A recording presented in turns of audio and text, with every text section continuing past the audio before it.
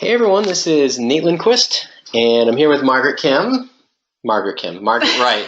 That's going to happen from time to time. He doesn't even know my name. I don't even know her name. I'm here with Margaret Wright. Welcome to the weekly FlipChick Mastery Coaching Program. Find it momentum builders. This is a kind of a different kind of call a little bit. We're going to get right down to meat and potatoes. First of all, we're excited to be here. We're always excited to be here. Thank you to those of you who joined us for our bonus call. We had a great interview with Brian Dobro from Equity Trust. Yeah, I don't know why. I was like, is really that simple? Equity Trust? It was an awesome call. It was an awesome call, and so we're excited. If you haven't gotten the recording, you will. Also, we're excited that this week we were able to do some editing and give you a nice, clean version of the interview with Bob Wisdom.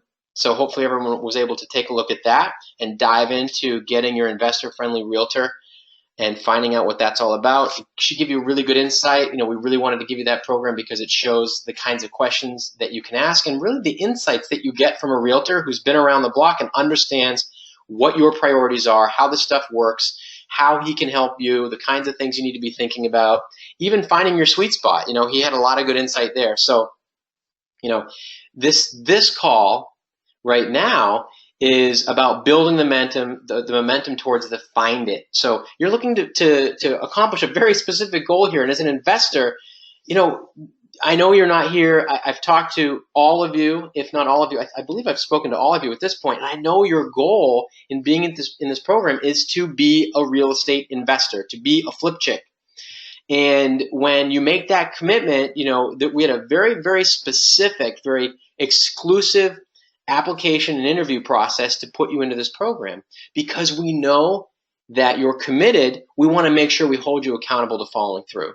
So that's what this call is about, to make sure that you're actually finding it and getting you right down to keep going until you found it, because it's really that simple. This is not, it's been said that success in anything is 80% psychology and 20% mechanics. And I'm going to argue in flipping real estate and investing and becoming a flip chick, it's more like 95% psychology and 5% mechanics. Let's not overcomplicate this. Let's find it. Let's take the next step. So finding it is a series of actions, and we've given you clear steps towards putting your dream team in place so you can find it. And here's the basics. We don't even have to think about the contractor, because if you think talking to a contractor is complicated, you know what? Frankly, we don't care if you talk to your contractor yet. What's really important is getting your team together to find the properties that you want so you can get a good deal that's going to pay you dividends and give you a really good return on your investment. And the question is, at this point, did you take the actions that we talked about to identify, to interview, and then hire onto your team your investor-friendly realtor and your wholesaler? Did you get on the lists? Have you talked to realtors? So I'm going to hand it over to Margaret because she's going to get right down to brass tacks here. Let's find out who's doing this and how it's going. All right, so I'm going to ask you guys to raise your hands. I have a few questions for you so that I can really understand as we're going through the coaching today, understand where you're at, and I'm going to actually open up the line to have some conversation with you guys to find out, those of you who are really moving forward, to share some of what you've done to keep that momentum, and those of you who are a little bit stuck, to give you some coaching and some feedback and the just go do this of what's keeping you stuck. So first question is, raise your hand. Did you talk to a realtor since last Monday? Did you actually pick up the phone, meet with, have a conversation with a realtor? Raise your hand.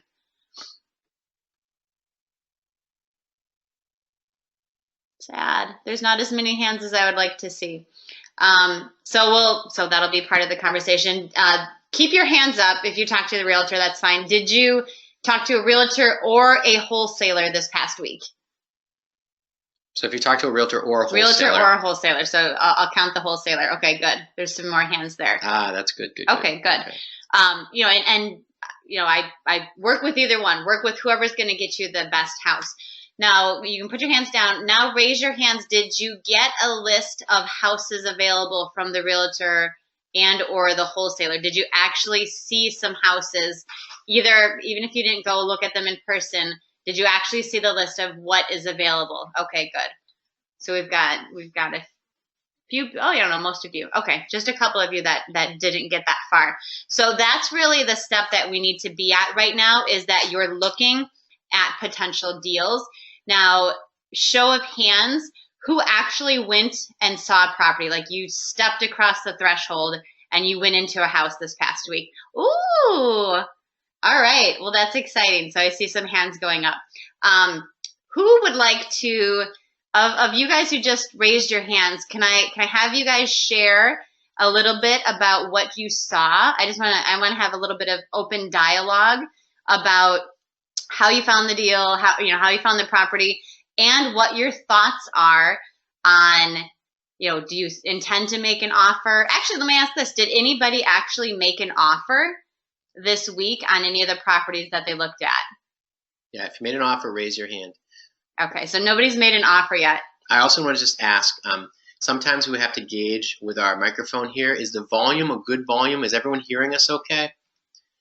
Is it too loud? Just go ahead and type in. Nate always says I'm screaming at the computer. Well, sometimes it depends on how close we're sitting to the microphone, and it's good. Okay. We want to make sure you can hear us. We don't want it to be too loud, etc. Okay, cool. Good. Awesome.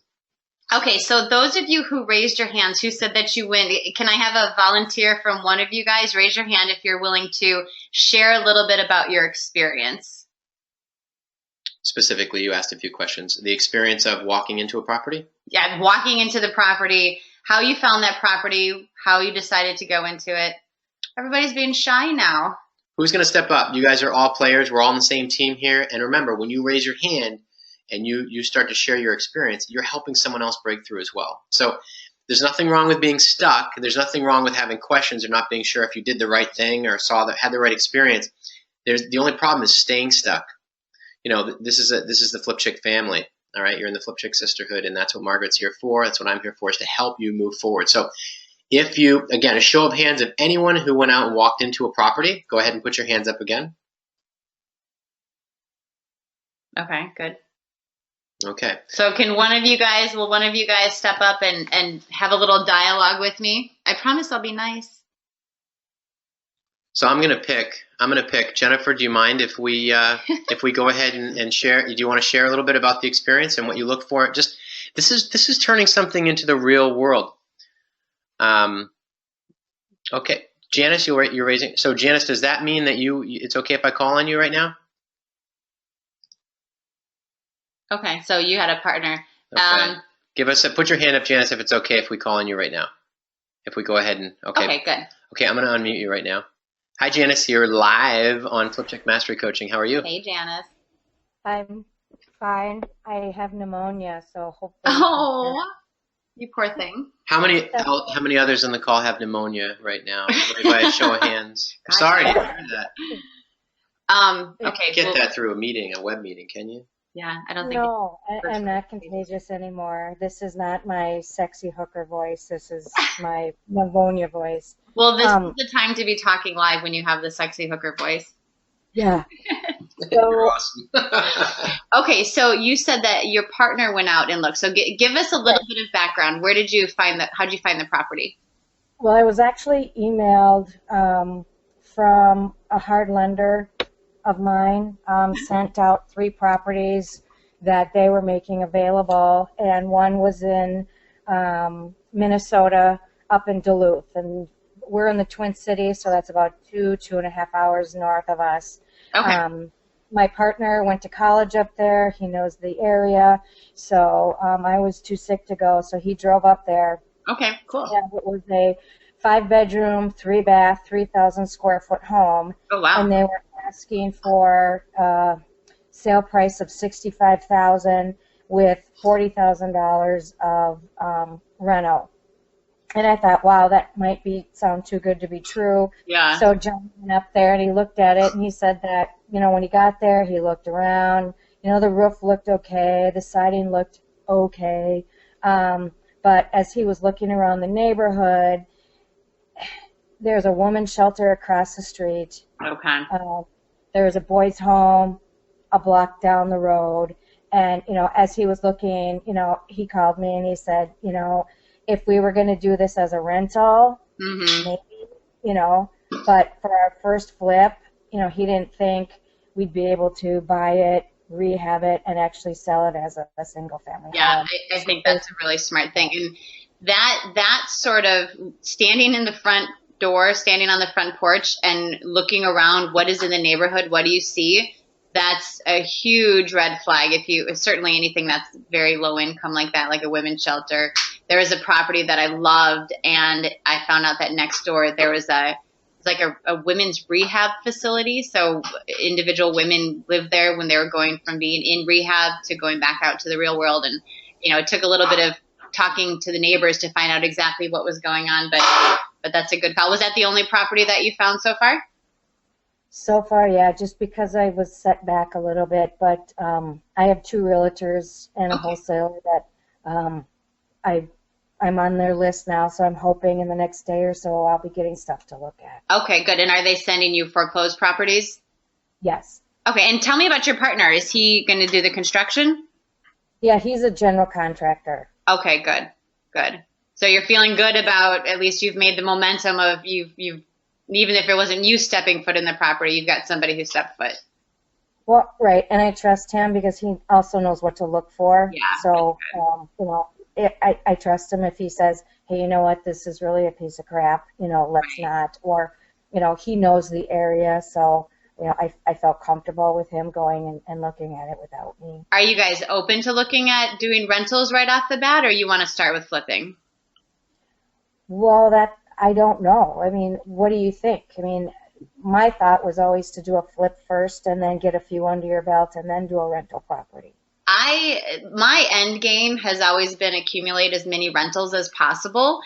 The way I started was flipping. I would certainly be open, and I would recommend that as a new person, you be open to jumping into a property that could become a rental.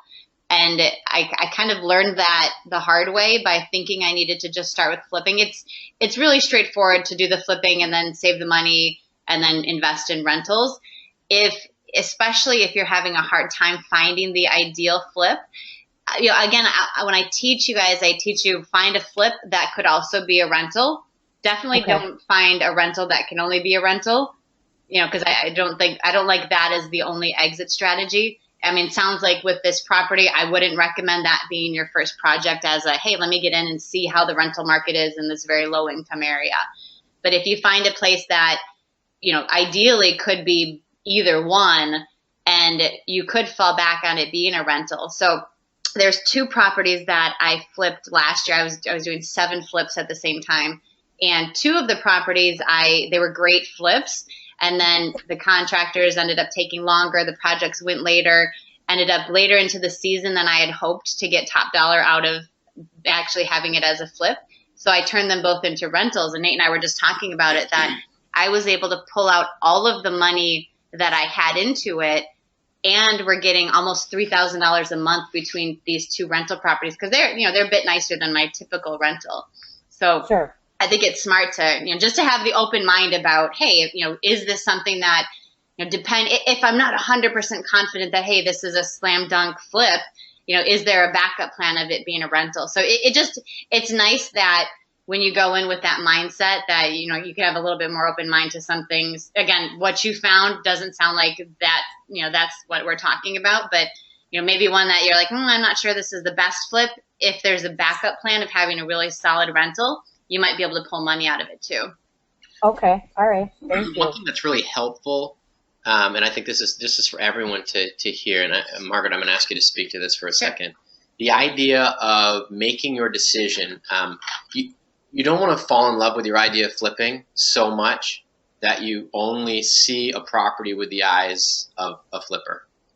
There's an opportunity to cash flow a property hidden in any possible flip, and vice versa. So you need to walk in and really take a look at your situation, where the money is, where the money's coming from that you're investing, what kind of a return you'd really like to get, and understand a bit of a formula there, because there are opportunities in many different directions that aren't just, you don't want to walk into a property and say, well, I'm going to flip it no matter what, because there's always opportunities. And I think, in looking at my experience, the ability to look at a situation formulaically and say, okay, what kind of return of investment would I need if I'm investing my money in someone else's? What kind of investment would I need if I'm, and these are scenarios if you're investing your own money and you have the money to invest. And, again, gauging, when are you flipping? When do you make the decision to hold when it's your money versus someone else's? So right. If you're doing hard money and you need to get the house paid off in 6 months and you don't, you're not sure if you're going to rent it, how to pull the money out. It's really, if you're going to hold the property, you can still pull all of your investment plus the profit out if it's the right deal. So I think that's the biggest point is when you start off, you want to be able to have access to the capital that you invested and see a profit.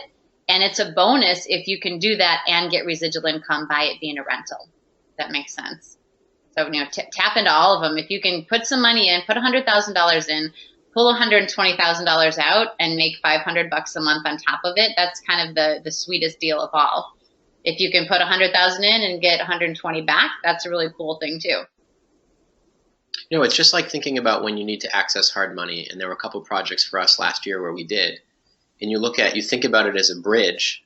As a matter of fact, one of the hard money lenders' name is Iron Bridge. But you think about in the circumstance when you're in a property, the value is when the project is finished. So you look at your money as a tool and you think, okay, in this situation, if I'm going to flip or I'm going to hold it, or I need to finish the project so I can pull some money out of it or so I can cash flow it, you want to think of your money as a tool. And what's the most leverage you can get for your ROI, your return on investment, with your money as a tool? Yep. All right. So you guys are hoping, what's your time frame for wanting to get something under contract? Tomorrow. Yesterday. I was just going to say yesterday. Stop reading my mind. Are you guys money partners as well? Yeah. Okay. That's good. That's good. Now, are you investing, do you have investment money or is it your own money that you're investing? We decided our first deal was going to be hard money lender. Okay. And then John's father has money, so he is going to be one of our investors as well. And I also have money to invest as well. Okay, good. So take a close look at the interest that you'll be paying on that and the timeline for the project. There's some projects that have the potential for a shorter timeline versus a longer one. What's really helpful too is where you said your partner in the project is a contractor. Is that right? Yeah. Yep. So you're going to get insight on timelines right away for certain projects, especially if the area that you're investing in, you have a sense of code, and you look at the mechanicals and the kind of the elements of the project that could make it a shorter or long-term flip will really help you to gauge the kind of interest that you'll be carrying during the time of the project. Yep. And I know we've got our coaching call on Thursday, so we'll go a little bit deeper into it, and then I can look with you on, where are you getting your lists from, and maybe is there somewhere else that we want to start looking, maybe auctions, maybe think about that. We could even look at some banks, depending on what areas. We can get a little bit more specific with exactly where you're looking and come up with a really good strategy to find the best deal. Okay, perfect. All right, awesome. Let me ask you something, Janice. How committed are you to getting something under contract in the next 2 weeks, 1 to 2 weeks? Well, I wish this deal would have went through, but I'm ready to go. Both John and I are kind of biting at the bit here. And are you both in the Twin Cities? Yeah. Okay. Yep. But so a lot of properties around here are very expensive. Yeah. It's not to try to find something really under $100,000. We've already decided that we're not going to go into parts of Minneapolis. I don't want to go and be in an area where I might get shot. Right. I'm always going to buy a house. You know what I mean? I mean, there are areas that you just don't want to go, and that's, I have a feeling that that's where some of the properties are going to be, that are going to be, in a good dollar value. Have you looked in Wisconsin at all? Not yet, but like right across the river's Hudson. And, Hudson's a good area. I'm a little bit familiar with that area. Yeah, we'll look at what, there might be some sleeper towns that you don't want to be in the cities necessarily, but there might be some nice suburbs that Yeah. have, the lower middle class type neighborhoods, kind of the border of the rental communities. People in the rental communities, when they first move out and they can buy their first home, we could look at some neighborhoods like that. That might be good. I'd be a little bit hesitant to go 2 or more hours away on your first one, just because I've done that. And it sucks when you want to go out and visit your property and it takes half a day to go there and come back. Yeah. So I don't know if your contractors are going to say it again. So that's what John's sister lives up there. So Okay. that's what, he had gone up there and he thought, well, he could just live with his sister while he was working on it. But that's about the only thing that makes it work. And actually I had a very similar, when I did this particular house I'm thinking of, it was almost 2 hours away. And the only way it worked is the contractor was my partner. And he was committed, as much as I was, to seeing a profit. But to go to a new area, and I'm kind of, actually Nate and I both were in the middle of that. We just started a flip in New Hampshire, which is an entirely new market to me. So this past week I've spent finding contractors.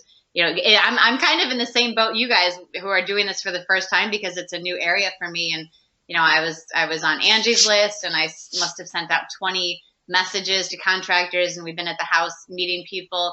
So when you get started, if you don't have a contractor like you've got as a partner, having it close is definitely, I highly recommend having it close. But what you've got with having a contractor as a partner, that's an exception to that, keeping it super close to home. Thanks, Janice. Well, you're welcome. Thank you. Right. That's great. So I want to just let everyone know as we continue on here, and Janice, thanks again. We've gone ahead and sent you back to your private mode, so you feel free to, anything you need to shout out as you're going through the process. No one will hear you. Noticing how quickly, just in a matter of getting onto Angie's list, contacting some relationships that we have, we've been able to look at this. We've had, I don't know, a dozen people or more look at the project here and different aspects of it. But now we have an electrician, a plumber, a contractor, and we've had all the demo done. We hired a friend of ours has a son who was an apprentice. I mean, we just asked around. We wear what we do and why we do it on our sleeve. And in a very short amount of time, the demo on our project is just about done, 99% done. And it was done for pennies in the dollar, $12 an hour. And now we've talked to and gotten very interesting, some might consider disappointing responses from some contractors, crazy people that bring, I'm going to say rule number 1, do not allow drama into your contracting project if ever you can avoid it. But we have a team now, and the project's underway, and we can see from one side of the house to the other. It's amazing watching Margaret work. For me, I generally, I think I might say that I'm a bit more slower pace and methodical about projects in the past. GSD, baby. And she's definitely get shit done. And so for me, and I had other things going on, but suddenly there's all these people here, and I'm seeing the calls, I'm seeing the persistence. What you can accomplish in a week will astound you if you just decide to get shit done. Right. And it feels good to see it. You know what else? The momentum is so exciting that the resources you need just start to line up. The idea of providence. Divine providence kicks into gear once you start taking action. So it happens really fast. So I would love to have a conversation with somebody who is feeling like they're having a hard time finding that house. Not just having a hard time finding the house, but like, I don't even know where to start. If you're still feeling there. Maybe you haven't talked to your realtor. You haven't gone down the path of talking to a wholesaler. Maybe you were still waiting for those questions to ask, or you felt unclear about, how to ask the questions. It's okay to be stuck. It's fine to be stuck. What's not okay is to stay stuck, not in a group like this, because you have access to the answers, so there's no excuse. So let's just feel free. This is a safe place for you to have challenges and to learn. Go ahead. What I'm going to ask you to do, if you feel stuck in any way or you're unclear in any way, raise your hand and let's get this out there, because whatever your challenge is going to be, it's going to be a breakthrough for someone else. Awesome. So we've got Carolyn. Hey, Carolyn. Hi, Carolyn. Hi, how are you? Awesome. Doing great. Good to have you here, and good job being so bold and raising your hand. So now, where are you located? I am in Huntsville, Alabama, northern All right. Alabama. Awesome. Well, that is its own market all by itself. I know you said there's a lot of interesting things going on there as you explore where you want to invest. So what have you done so far? Where are you at? Did you get a list? Did you talk to a realtor? Well, I am a realtor. Okay. And I have the advantage of finding a investment-friendly realtor. That was pretty easy for me. Good. I have been looking at properties. I started quite a while ago looking for neighborhoods, and there are a couple that interest me. Okay. Homes are available. There are lots of neighborhoods here where you can find decent homes fixed up under $100,000. Okay. But that kind of works against me now, and I've been watching these neighborhoods. You can get some homes, especially in one of them, for, let's say, $30,000. And you're talking, a 1,500 square foot, 3-bedroom, 2-bath, brick rancher on a decent lot in a decent neighborhood. Okay. So I go in, and I'm trying, the part that's a little confusing is exactly how much is the rehab going to be. Okay. And the resale is, let's say, 80 when it's redone. So you can buy it for 30, am I putting 20 into it? Am I putting 15 into it? Am I putting 30 into it? I don't know if I'm going to sell it for 80. And these are just averages in the neighborhood there. So it's a little concerning to me as to, especially if I'm going to have to look at hard money, which hopefully we'll talk about on Wednesday. Right. What are my costs going to be? What's reasonable to look at as a return? Okay, so you have gone into these homes and you look and you're not sure how to come up with a budget, or you haven't even gone into the homes yet? Oh, I've been into a bunch of them. I make a list. I'm trying to figure out what it is, and I'm not really sure what I'm doing. Okay. So we've had an inspection on one house that we were interested in. Another friend and I might do this together. And he had a very good list of the things that needed to get done. Mm-hmm. But coming up with a price on it? Right. Okay, so I have a spreadsheet that I will make sure we send out to you that has it's not going to be an exact number because Huntsville, Alabama might be different than Chicago, Illinois, but it's a good rough estimate. I tend to, so this is what happens when I go into a house. Okay, new roof, $5,000, electric, $5,000, plumbing, $5,000. If there's big ticket items, I'll just round off a number. If there's no plumbing, awesome. I don't need $5,000. But I'll do multiples of $5,000 on all the big ticket items. And if it gets to be too high right off the bat, then I'm not going to do it. So when you first walk up to a house, does it need a new roof? That's going to be a big expense. Depending on, I'm imagining Huntsville, Alabama has a little bit looser rules for things like electric. And a lot of the areas that I do, if there's any knob and tube or Romex, I know I have to put new electric in if we open up the walls. So, that's $5,000. Yeah. So, tell me the last house you went into. What did you see? Roof was okay. Kitchen was horrible. Kitchen needed to be redone. Okay. Bathroom needed to be redone. These are 50s and 60s houses, probably. So here's a good thing. If you're looking at homes that are in the 50s, 60s, 70s, newer than 70s, 70s, 80s, any of those, you're not going to have a lot of mechanicals to deal with. 50s, 60s, you might have some. Anything before that, you kind of have to assume if it hasn't been rehabbed, you're going to have a pretty much gut rehab. Right. The kitchen itself, needing to redo the entire kitchen, I actually prefer that I walk in and I see that the kitchen needs to be completely redone because I don't have to think about what to do and what not to do. Because a kitchen is not crazy expensive. It's funny. With one of these contractors we talked to, he's like, I'm working on an $80,000 kitchen project.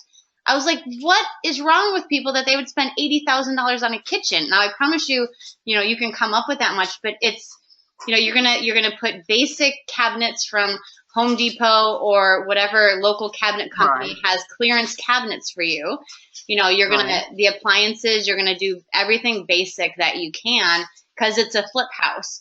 Now, if you need to replace all the pipes and open up the walls, that's the scary stuff. So Needing a brand new kitchen, awesome. That's good because you can really make it look sharp. Needing a new bathroom, same thing. You can make it look really sharp with not a lot of money. So that's Right. good news. So have you made any offers of all these houses that you've been into? We made an offer a while back. It was on the market for, at the time, it was 55. Okay. We offered 30. And this was, I just did all this up via text with the listing agent who's very cooperative. Sure. He almost had a heart attack and said, okay, he could get his guy down to 30. Well, then we had the home inspection and he found that the floor was veering more than we thought it was going to be, and that really made us nervous. So we told him we'd buy it for 25, and that's when he said no. Okay. And he reduced the price to 39 and sold it for 35, I think. Okay. But, yeah, so we walked away from that one. So I love that story because when you get somebody to say no, then you know you're getting in the ballpark. So, right. You know, and that's a great story because it's incredible. They're asking 55, you offered 30. Yeah. I mean, I thought they're not going to shoot me. I thought he's not going to kill me, and he didn't. And so many people are scared to do that. They think they're going to offend the seller. I think you did a great job. I mean, the willingness to go ahead and push the number like that and to get them to drop that fast. I mean, you should feel really proud of yourself. So yeah, thank you. in hindsight, probably 30 may have been a good deal. You know, if somebody came in and paid 35, there's a chance, you know. So maybe you pick yourself a little bit, but that's a great lesson. You know, that's a great lesson. So that leads me to the question of, did I overestimate what it was going to cost me to redo that house? Entirely possible, yeah. And you have the advantage of, you know, when I go to look at a house, I've got to add in another 5% for realtor fees. So you've got a little wiggle room that I don't have because I'm not a realtor. Right. So it sounds like probably that could have been a good deal. You know, certainly a good get your feet wet, even if you're not making 30% on their first deal to go through. Because here's what will happen.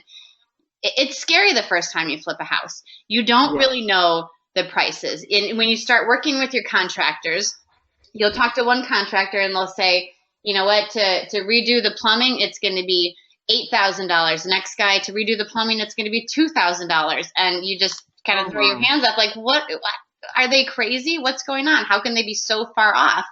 And then the more you do, you're going to start working with the same contractors, you know, especially, and I like what you were talking about, finding the area to flip in. You know, I don't recommend going, you know, one area for the first flip and then go an hour away for the second flip and then a different neighborhood, different demographic for the next flip. Find your sweet spot. Find the area that you're familiar with. Right now, I'm working on it. We're doing our final inspection on Friday on a street in Elgin, Illinois, and I'm looking to buy more houses, not just in that neighborhood, but on that exact same street. And you know, because I'm familiar with it, and I know that I just added value to the neighborhood because I fixed up a house that's, you know, right now there's a house for sale 2 doors down. I want to buy that house now because it's familiar. You know, the more we do something that we're familiar with, the better we're going to get at it. So I don't see why you couldn't get a house under. I think you have enough experience being the realtor. You've gone through the process of, hey, maybe I was smarter than I thought. I should have gotten that house. You know. But there'll be others. There are others. So. How many square feet was it, Carolyn? This one was a little smaller. It was about 1,200. Okay. That's not bad. And you said what your issue was with the floors. What was it that you came up with the floors? It needed a kitchen gut. The AC needed to be redone because, of course, air conditioning is a big deal down here. We're not as worried about heaters. But it's on a crawl space, which is what we do here mostly. And the front bedroom into the front living room had, what did he call it, a deflection, a major deflection in the floor. And he could not get past the AC ducts in the crawl space. The inspector couldn't, to get in there and see what that really was. He said it might just be put some jacks in and you'd be fine. Right. But we didn't know. Yeah. And obviously the next person figured that's what it was. I buy a lot of houses that they don't pass the marble test. You know, you put the marble on the floor and it rolls to the other side. And the thing for very short money, you can pull a floor up and find out the other way. Yeah. And you can replace the subfloor, and you're on your way for very short money. So very rarely would that be a reason to not take a project. If you see structural damage, like if you had, for example, if that was a basement and you saw crumbling walls, or Right. if there were beams that looked like the whole thing might fall down, it's a bit easier when you're working with a crawl space. It's harder to get to, but it's easier to fix structural damage underneath a crawl space than it is underneath the basement, generally speaking. Gotcha. So, Well, see, we have a lot of houses on slab here too. They don't do a lot of tilting. Yeah. So, okay. So how long ago was that you made that offer? It was probably May. Okay. Did you check on it again? Did somebody go in and flip it, or are they living in it? I saw that it closed in July, and honest, I have not checked on it since. Okay. So, I mean, and these are good things that as you're getting to know a market and you're kind of taking ownership of a market for flipping, then when you make an offer, even if you don't make an offer on it, follow it a little bit. If it looks like it's clearly going to be a flip and somebody else bought it, pay attention to what it sells for ultimately, and that's going to help you. We don't want you to wait to flip a house till you've got all of these stats from what you've been watching, but again, just staying educated and staying on the ball of hey, what did happen with that house? You might be not appreciating this and kicking yourself more, but maybe they sell it for $90,000. But you'll know that you right, and that's the other thing, right? Yeah. Right. Did they sell? Yeah, and there's like one that I went to an auction. I wasn't going to bid, obviously, but that's one that I'm following to see what they're going to sell that for. Maybe these things, when they're nicely redone, maybe they'll sell for more than I think they will, because Sure. I'm trying to be conservative on that end too. Sure. So we have a coaching call on Wednesday, right? Yes. Okay, so let's then for everybody else who's got their coaching call scheduled already, and if you don't, make sure you do that, because I'd like to try to talk to everybody between Wednesday and Thursday. Make sure if you can come up with a list of specific properties, and even if you can, since you're a realtor and it's easy, go into the properties and then come up with just the quick checklist of what's wrong with it, and we can talk through a rough budget and what that might look like. It would be great to have you make some offers, just like you did. Make a lowball offer. Let them come back and give you a sense of, hey, what is the real price on this house? Because clearly Right. 55 and 30, there's a big difference there. There's a big difference, right? And it's people are shocked when the house is too much. You don't know, unless you have made an offer and it's been rejected, and you made another offer and it's been rejected, all in the same house. You don't really know what position the person is in who's selling it, and it could be the bank, or it could be a for sale by owner, or it could be just a regular MLS listing.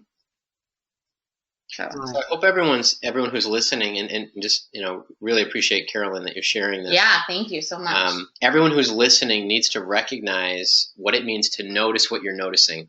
There's so many different things, experiences, streets you're driving down, what's happening, what properties are going up in value, what are going down, what's not being improved. Where do you see the grass growing long in certain neighborhoods? Mm-hmm. Where do you see the cars in the yard, but the house looks like it might be. Just because it's not listed doesn't mean it isn't an opportunity.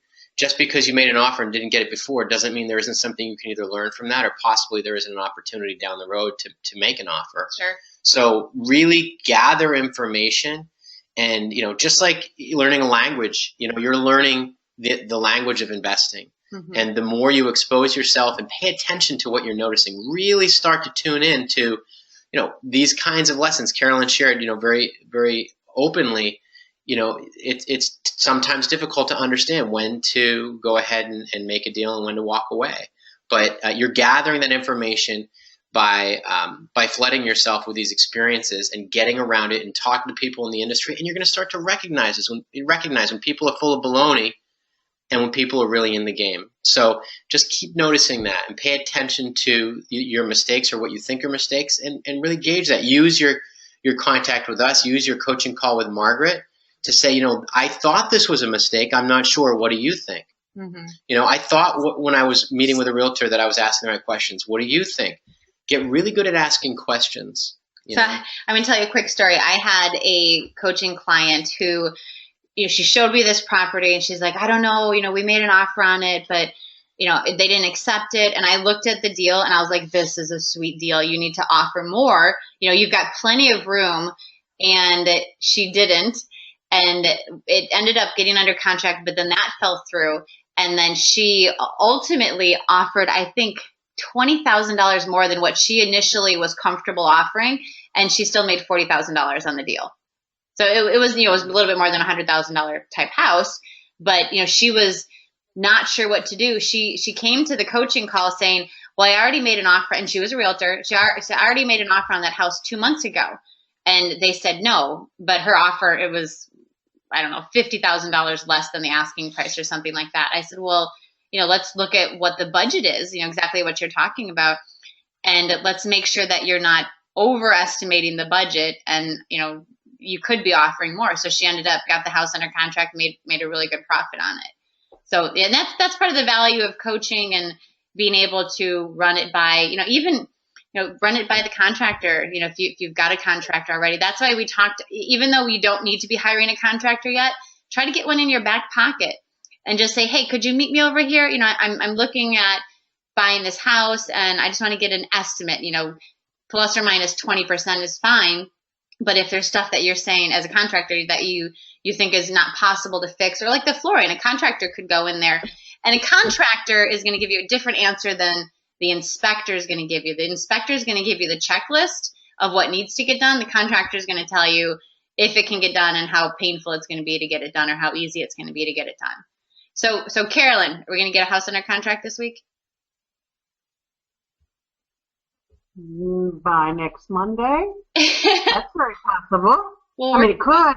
Yeah, if I can get if we need to talk about initial purchase money on Wednesday. Okay, do you have the hard money lined up yet? No. Okay, we'll work on that too on Wednesday. We'll It's talk about definitely a stuck spot. it. Okay. Okay, that leads me to another question, okay, because we really are talking about leveling up here.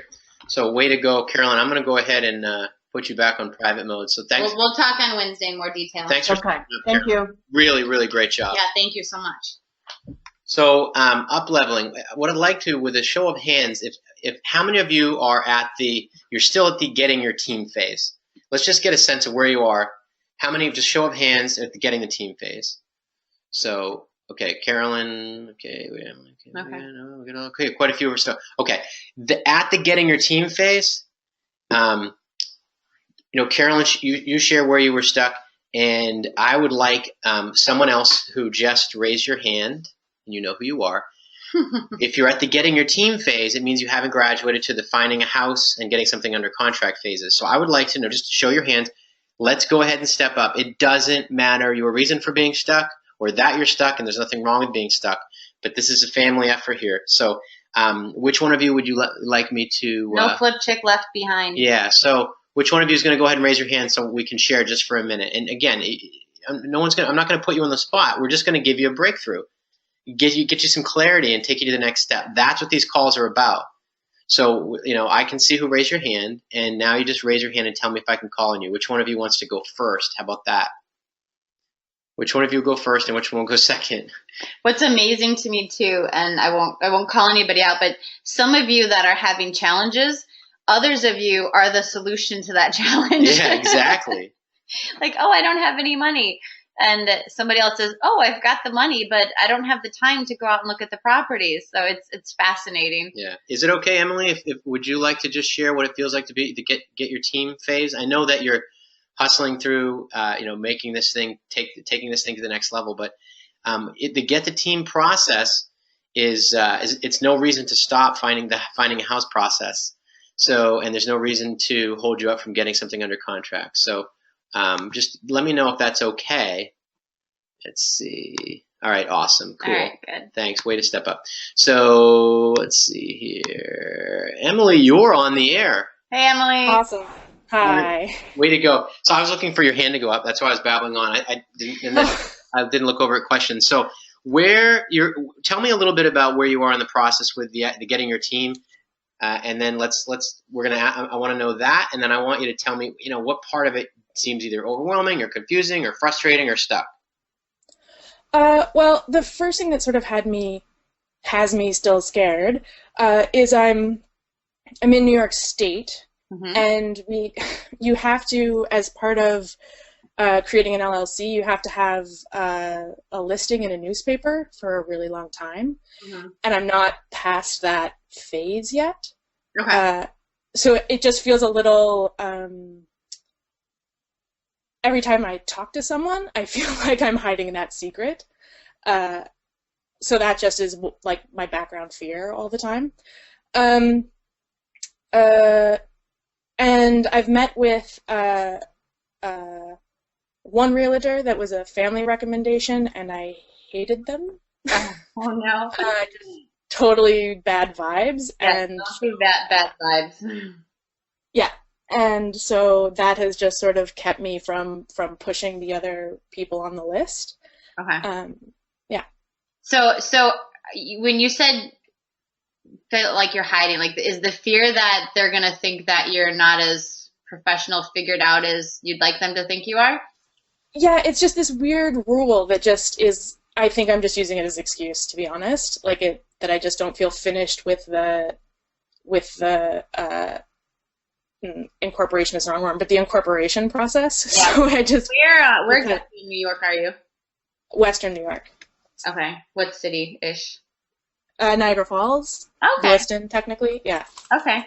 We are quite familiar with We're that. very familiar with that area. Okay. We decided to road trip a few times over this past summer between New Hampshire and Chicago, and Niagara Falls tends to be the area. Like Syracuse, we've been staying there most times. Yeah. Seneca, Buffalo. Okay. All right.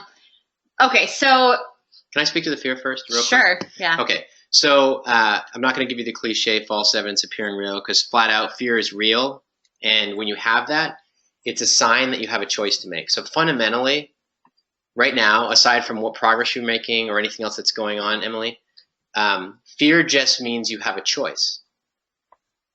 It means a choice. You get to a fork in the road to choose either faith in moving forward in what you're doing, and something that is unseen, right? Faith is something that you believe in that's unseen. Is that true? Yeah. Okay. So fear is something you could choose, and it's also belief in something unseen, right? Yeah. Which includes what other people think, even how you might look or be perceived, or reputation, or scorekeeping, being somehow susceptible to the negative influence of other people, all that good stuff. So when you get to that fork in the road, since both fear and faith are belief in the unseen, which one is more empowering, fear or faith? Faith. Okay. So we're not just going to ignore it and say, it's not a problem, it's not uncomfortable. What you can do is you do something called dare the dark. So I'm going to give everyone a tool. In becoming a business owner or moving forward in anything that you're doing, there's going to be fear, period, because you're growing, you're getting outside your comfort zone. And when you dare the dark, what you do is you sit down and you list out everything you're afraid of. And you can make a pretty good list right now, and I think everyone could in some phase of this process. So you could, right, Emily, make a list of what you're afraid of? Yep, Okay. absolutely. So you make a list, and you recognize that fear is your subconscious just telling you, hey, in the past you might have gone down this road, done something new, and it caused you pain. Maybe there's someone who ridiculed you, maybe you felt uncomfortable or insecure, your self-image suffered from it. It's normal. Everybody has it when you get away from what you're familiar with. So you just write down everything that you're afraid of. And then what you get to do is you tell your subconscious mind, hey, and you can have this conversation out loud. I do this. I understand you're trying to protect me from making a choice that could cause me pain. Fear is something in the future is going to cause me pain. And you say, but I've connected with the group of the FlipChicks, okay, who have been through this process and are teaching me a way to do it where I won't have pain. And I've partnered with the part of me that's moving forward, that has faith in this process and believe that it isn't going to cause pain. So I appreciate your advice, but I'm no longer interested in this category. I'm not interested in the fear anymore in this category.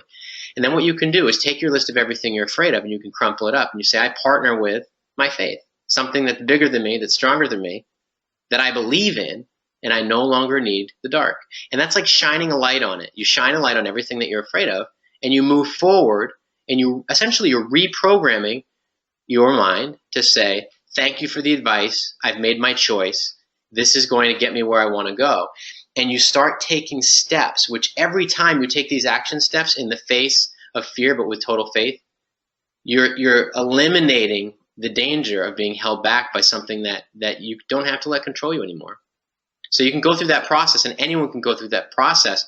I'm not going to tell you to ignore what you're afraid of. I'm going to say, if you're afraid, you're probably going in the right direction. Does that help? Right. Yes. So I would make sure, and again, I'm going to remind everyone on this call, have a pen, have paper ready, and write these things down. I dare the dark all the time. There's plenty of dark that comes along. You just got to decide to shine the light on it.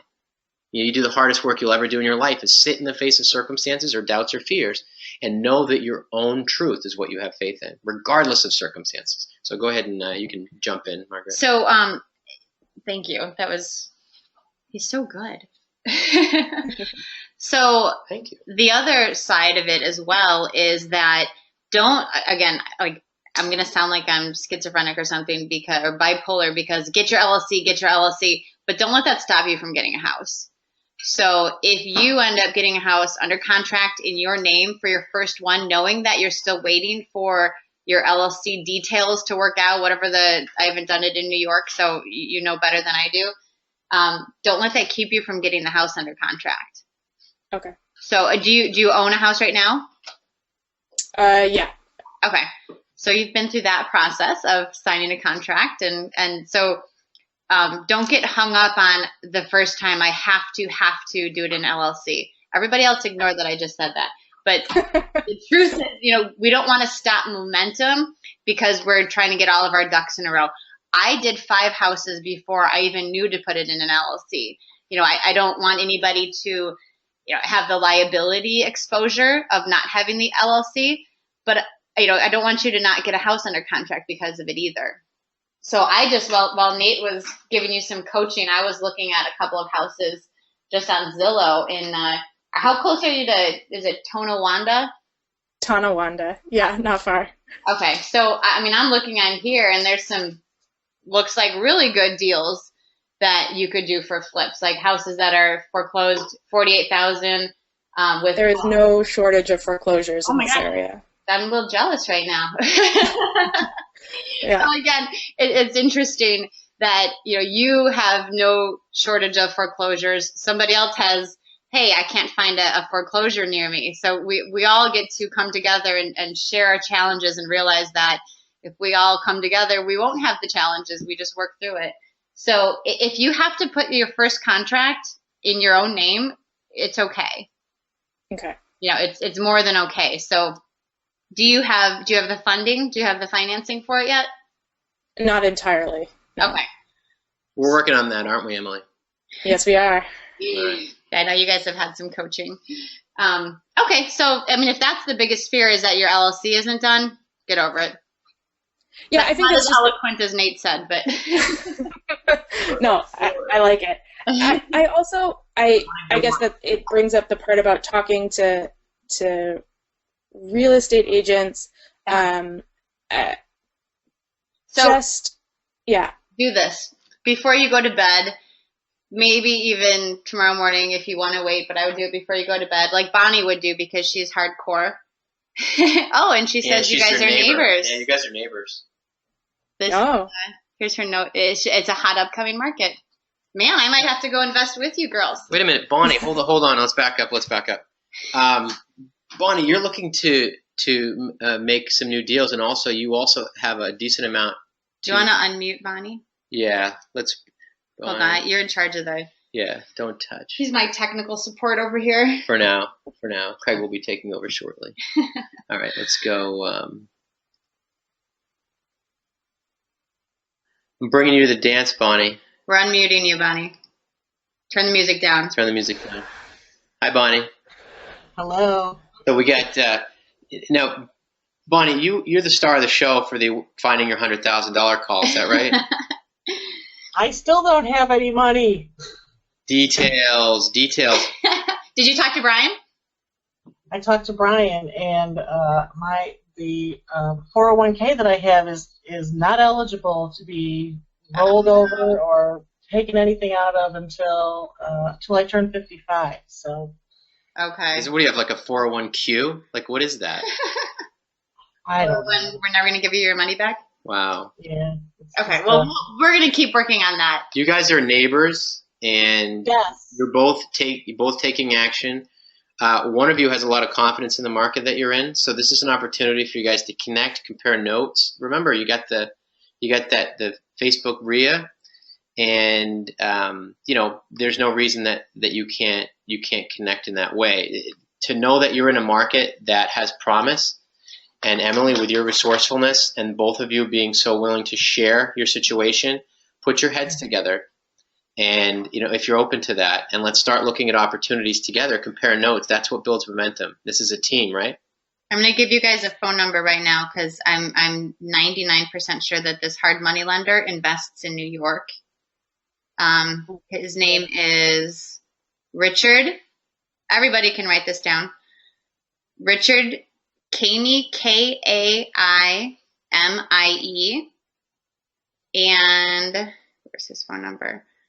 His phone number is 503-225-0300.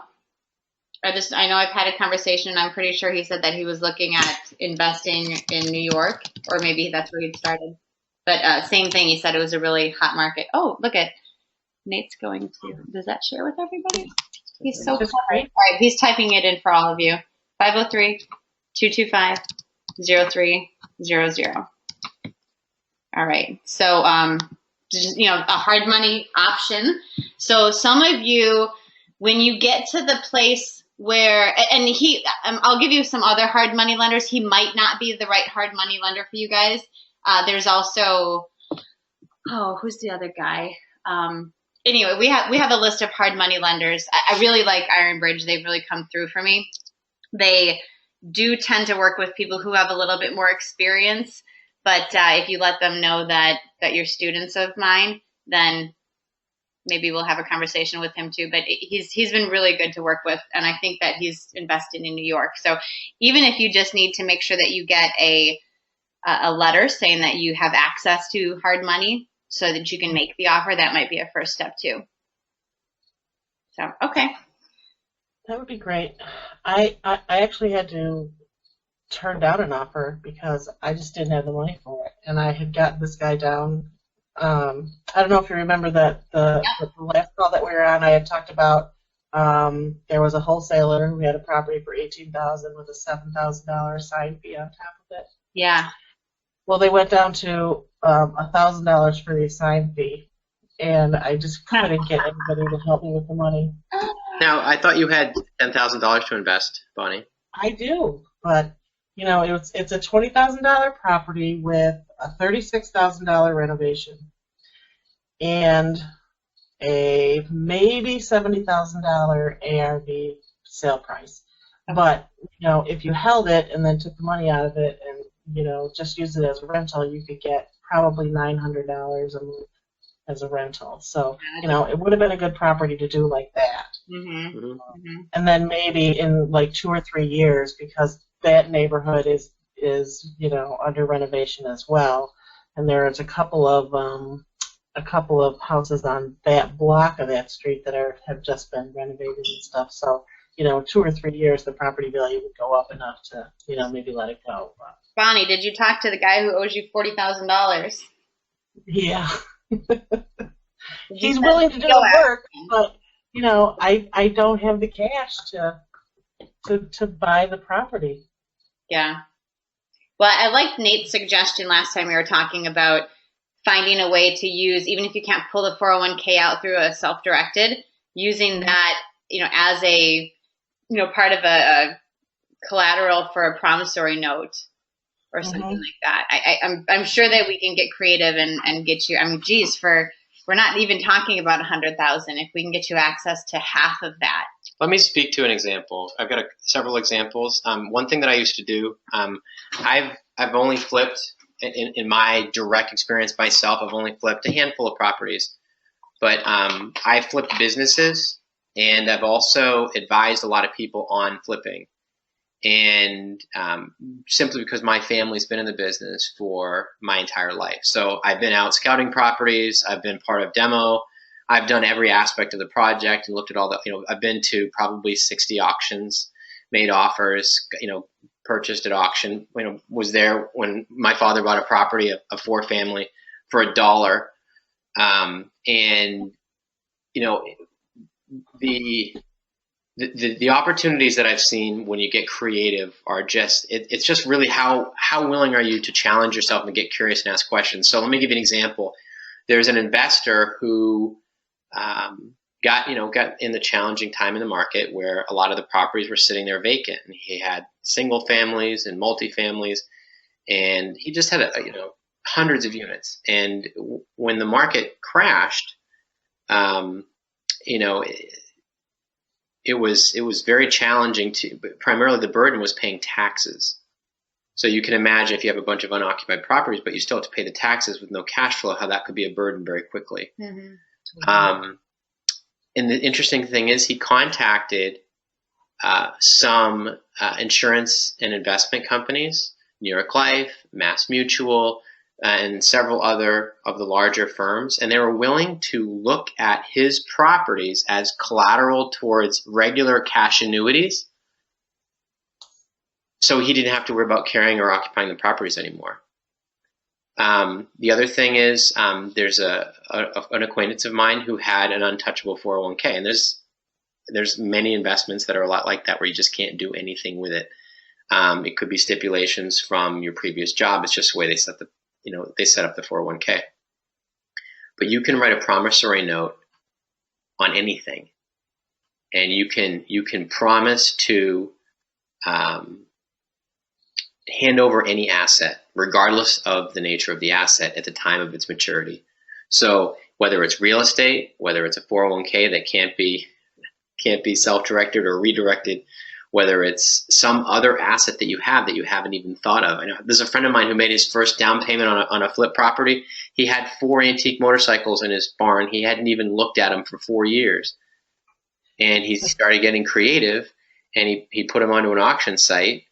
And before anyone bought them, someone said, listen, don't sell the motorcycles if you really like them. What I'll do is I'll lend you the down payment with the motorcycles as collateral. And, it's because it's when you get creative like that, you find out you have more resources than you thought. And I'll just leave it at that. But you can write a promissory note or some sort of a future guarantee for an asset on anything. It has nothing to do with the terms of the item that you're guaranteeing. So get legal advice on that. I'm not going to tell you how to do it. I'm just simply going to say you can get creative. You can get advice on that, and you'd be surprised what you can do. Yeah. Especially when you're dealing with someone who's long term. People that have the money to lend you but wouldn't do it if you don't have collateral, they're not concerned that you can't touch the money till you're 55 because they know when that date is. And if you've signed a note to them, they get it when you get it. So they're not as concerned as you right now. You want money now, right, Bonnie? Yeah. Okay, they just want the equity that you have. Even if you promise them 100% and they're only going to loan you 50% or 60% of the value of your 401k or less, you're getting the money now. They're thinking long term, so they're willing to calculate that risk for a long term win. Mm-hmm. And Bonnie, I know, and Emily, this is true for you too, that if you are looking at how do I position myself so that it's going to be easier to get money, then you may look at buying a property, and whether it's in an LLC or in your own name, and cash flow it, and then use that as collateral. So think about, I'm over here, I'm on Zillow while everybody's talking, looking at, you guys are in a sweet area, and I'm looking at these properties. Oh my God, it's crazy good. Yeah. So, so that, that's another story. And again, we'll talk about it when we have our one-on-one coaching with both of you guys. But you could get something under contract. You could get it rented, and in a month, you might be able to go use that collateralized and get cash to start your next flip. So again, it's a bit individualized, but it's certainly something that's not crazy, and it's maybe a good option for both of you guys. I'm looking at this.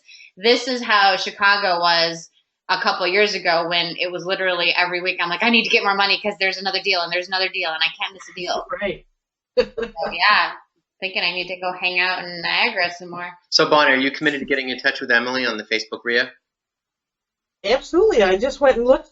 I looked on my phone while I was, not going off the You didn't want to screen be to see what her name was on there. Emily, get in there, okay, and make sure you guys connect. All right. Committed to doing We that. will. You guys are both cool. You're on the same page. Bonnie, I'm gonna go ahead and put you on private mode and stay with me. Okay, thanks. Yep, thanks, Bonnie. Frequent flyer, way to step up. So Emily, okay, you need to make a commitment right now to yourself and to everyone else, and let's see how many booyahs and go for it girls are we going to get. Are you committed to getting something under contract? You want incentive to pull you forward. You have to create what's called productive pull. Put something out in front of you. See yourself getting something under contract. Finding a house and getting it under contract, that's really one step. Let's not complicate this and make it 2 steps. How committed are you to looking at houses and getting out there and getting something under contract? Because I assure you, when you do that, you find the right deal. Your business, and you've heard me say this before, your business is the value. The little profit center you create in finding the right deal is the value. It has nothing to do with how smart Emily is. It has nothing to do with your track record in real estate. It has nothing to do with whether you have money or not, or your credit, or your hair color, or how many people like you. What matters, or even the market that you're in, it is the little deal that you're looking at, a profit center, because if it is, you'll find the money. And you can call, any one of you could get in touch with us on the call, raise your hand. We give you plenty of opportunities for this. And you can talk to Margaret about it on the coaching call. You can talk to me about it on our call. You make the commitment to get something under contract, and you make a little profit center, and I assure you, we can point you in the right direction so you can tool up and find the money and buy the property. There's no reason why not. There's no excuse effective enough. So how committed are you to doing that, Emily, right? Like, Totally committed, and with the phrase of get creative, I think that's my mantra on this adventure. That's going to be the way I do it. It's curiosity, but it's also commitment. The difference between, how certain are you, Emily, that you could go grab a glass of water right now?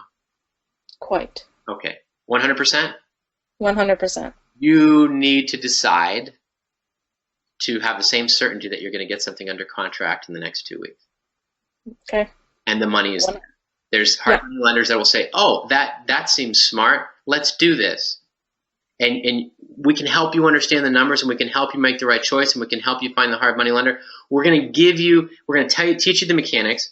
I can help you with the psychology, but the bottom line is, unless you do it, you haven't done it. So be just as certain in that, and you'll move away from fear. I tell you what, the action is the quickest path away from the fears. Take the action in the direction of what you fear the most. Real quick story. There was a monk who's walking his Trungpa. His name was Trungpa Rinpoche, and if you don't know anything about Buddhist teaching, Pema Chodron's teacher, and she's just a brilliant author and a Buddhist bodhisattva. And I study all this kind of stuff. You may gather that, but what I'm going to tell you is he was walking with a bunch of monks, Buddhist monks, and a big, just angry dog with blue tongue, red eyes, really angry was I may have shared this story before, was growling and snarling and jumping in its chain, trying to attack all the monks as they walked by. And then the chain snapped, and the dog started snarling and growling and barking, and it looked like death was on, right there on their doorstep. They were all in trouble. And this monk ran straight at the dog as fast as he could, full of fear. And the dog put his tail between his legs and ran away. And that is the lesson of how action deals with fear. You take the action, make it real, have the certainty, and you will have something under contract. And we'll do everything we can to help empower you to do that. Are you in? I'm in. Get your calendar out, decide the date that you'll have done it. And this is to everybody, and get something under contract. And take advantage of the value of being in the FlipChick RIA. When you go make an offer, post it. Say, hey, I just made an offer. And you might find somebody to partner with you. If you don't have the money, there might be somebody on there who can't find the deal who wants to partner with you. So remember that, share. This is a safe space. This is a place where we're going to find partners. You're going to find better deals. So when you get it under contract, even if you don't know where the money is, or if you're not sure exactly how the details are going to work out, between the coaching calls and the community that we have, we'll work out the details. Well, like Nate said, it's first taking the action. It's the momentum that we create. Ooh, this is exciting. So, fundamentally, all you need to know is until you've done it, you haven't done it yet. Go do it. I think that's a wrap for tonight.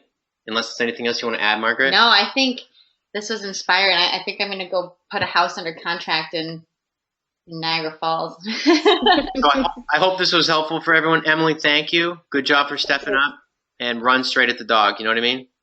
Yep. Thanks, Emily. Thanks a lot. We're going to put you on my private mode. Thanks, everyone, for an awesome call. You guys are great for stepping up.